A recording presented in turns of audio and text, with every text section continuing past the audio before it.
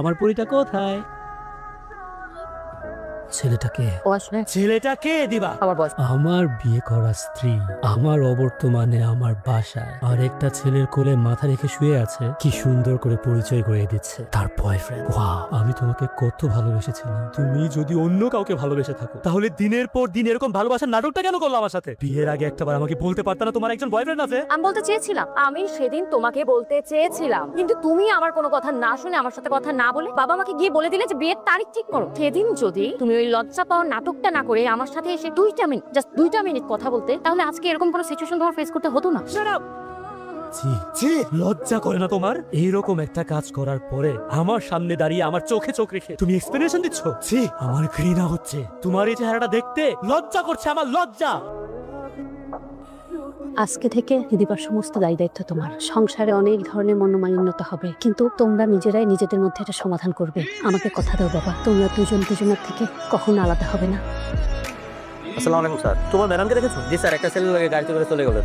চলে গেছে? আঙ্কেল আপনি আসেন, ভিতরে আসেন।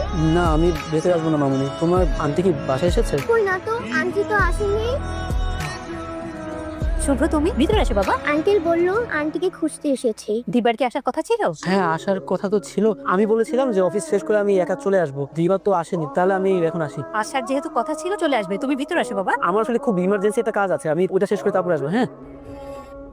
আপনারা? আপনি শুভ্র? হ্যাঁ, আমার নাম শুভ্র। আপনার ওয়াইফ আপনার নামে নারী নির্যাতনের মামলা করেছে। আপনাকে এখন আমাদের সাথে থানা যেতে হবে। আপনি এসব কি বলছেন? নারী নির্যাতন মানে? আমি আমার ওয়াইফকে অনেক ভালোবাসি। আপনার কথা ভুল হচ্ছে। আমার ওয়াইফ আমার নামে কোনো মামলা করতে পারে না। আসলে সত্যি কথা বলতে, একটা ইস্যু নিয়ে আজকে আমাদের দুজনের মধ্যে খুব বাজেভাবে ঝগড়া হয়েছে। হয়তো ওই কারণে রাগ করে অফিসে আপনি একটু ওয়েট করেন। আমার ওয়াইফের রাগ কমলে সে যে কোনো সময় চলে আসবে, তখন তার কাছ থেকে আপনি সত্যিটা জেনে নিতে পারবেন। আর এই তো আমার ওয়াইফ চলে আসছে।